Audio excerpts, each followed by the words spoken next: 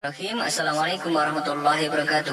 Ada sumber sejarah yang secara ilmiah mengatakan bahwa Ka'bah sudah ada sejak zaman Nabi Adam. Bahkan Ka'bah tidak hanya rumah ibadah yang pertama, tetapi juga bangunan pertama di muka bumi. Jadi Ka'bah yang juga dinamakan Baitullah itu telah sangat lama berada di muka bumi ini. Karena saking lamanya itu, tidak ada seorang pun yang dapat mengetahui umurnya.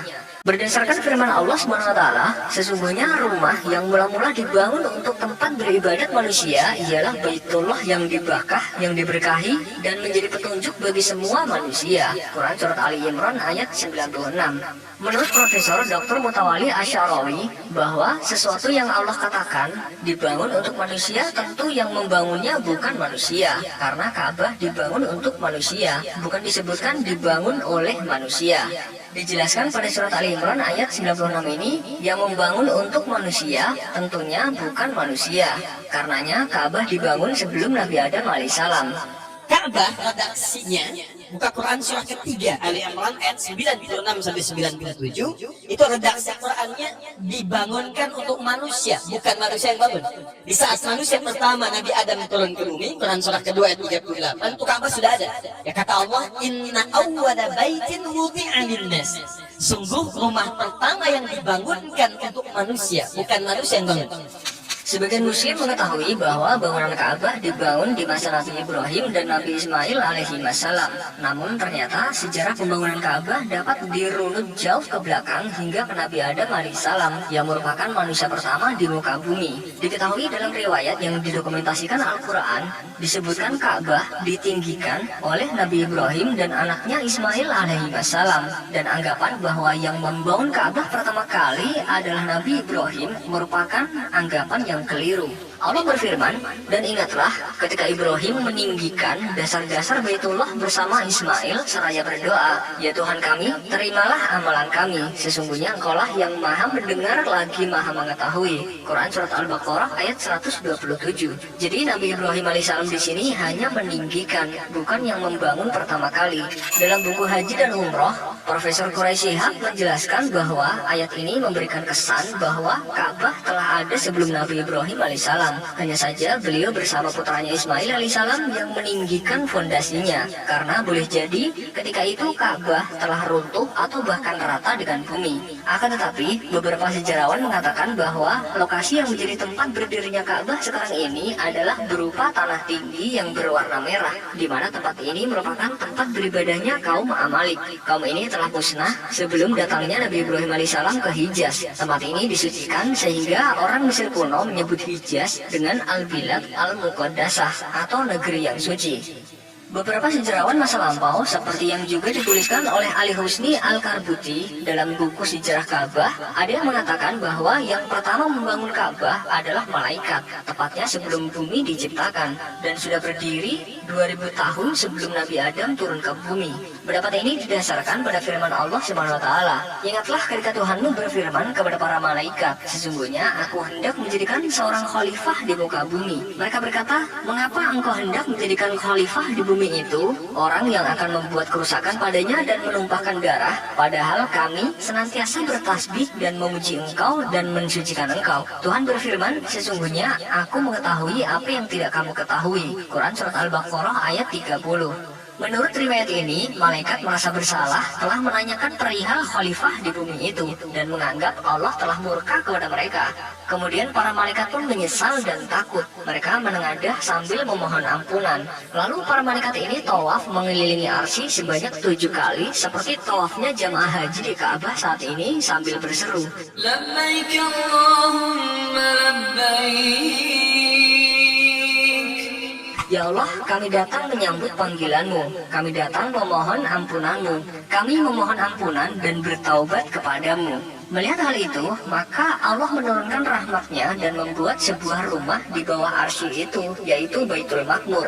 Kemudian Allah berfirman kepada malaikat, tawaflah kamu mengelilingi rumah ini dan tinggalkanlah arsy. Akhirnya para malaikat itu pun tawaf di Baitul Maqmur.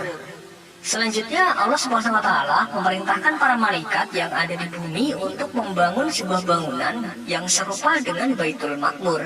Kemudian Allah perintahkan para malaikat untuk tawaf mengelilingi bangunan tersebut sebagaimana tawafnya para malaikat di Baitul Maqmur.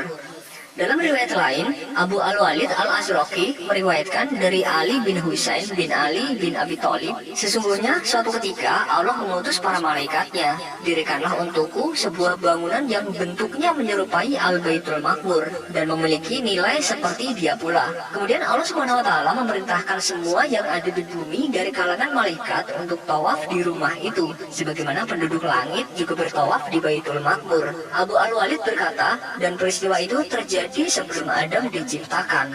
Di riwayat lainnya disebutkan bahwa Nabi Adam alaihissalam adalah orang yang pertama membangun Ka'bah. Saat diturunkan ke bumi, Nabi Adam alaihissalam merasakan kesedihan dan kerinduan yang sangat mendalam.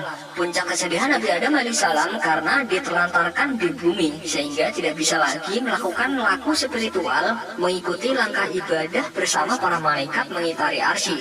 Lalu Allah Subhanahu wa taala menjawab kesedihan Nabi Adam alaihissalam dengan diperbolehkannya membuat Ka'bah di bumi sebagai perwakilan dari arsy yang dirindukannya itu. Hadis yang diriwayatkan oleh Imam Baihaqi di dalam kitabnya yang berjudul Dalailun Nubuwah mengenai pembangunan Ka'bah yang ia ketengahkan melalui jalur Ibnu Luhaiyah secara marfu, yang mengatakan bahwa Nabi Shallallahu Alaihi Wasallam bersabda, Allah pernah mengutus Jibril untuk menyampaikan wahyu kepada Adam dan Hawa. Sembari menunjukkan lokasi, maka Jibril menyampaikan wahyu itu pada keduanya. Isi dari wahyu itu adalah, dirikanlah untukku sebuah bangunan. Seketika itu Nabi Adam pun menggali tanah dan Hawa memindahkan tanah galian tersebut. Nabi Adam terus menggali sampai akhirnya keluar air dan terdengar seruan dari bawah.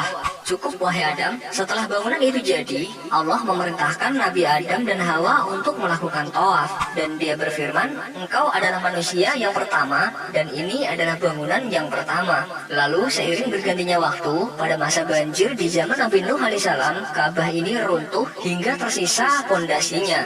Dan sampailah pada masa Nabi Ibrahim alaihissalam yang kemudian meninggikan pondasi Ka'bah. Tetapi hadis ini hanya diriwayatkan lewat satu jalur, yaitu Ibnu Luhaiyah, yang mana ia masuk ke dalam kategori perawi yang dhaif. Sedangkan Ibnu Qutaibah dalam kitabnya Al-Ma'arif menyebutkan bahwa yang pertama yang membangun Ka'bah adalah Syith bin Adam. Dia menuturkan, Syith adalah putra Adam yang paling mulia, paling utama dan paling dicintai oleh Nabi Adam alaihissalam. Dia penerus dan pengganti bapaknya, bapak para manusia. Karena dari nasabnya lah seluruh manusia berasal. Dia membangun Ka'bah dari tanah dan batu tepat di lokasi Nabi Adam alaihissalam setelah diturunkan dari surga. Awalnya, kota Mekah hanyalah sebuah hamparan kosong. Sejauh mata memandang, pasir bergumul di tengah terik menyengat. Dan karena adanya air Zam-Zamlah yang pertama kali mengubah wilayah Gersang itu menjadi sebuah komunitas kecil tempat dimulainya peradaban baru di dunia Islam. Kemudian Nabi Ibrahim alaihissalam menyeru untuk melaksanakan haji dan umroh.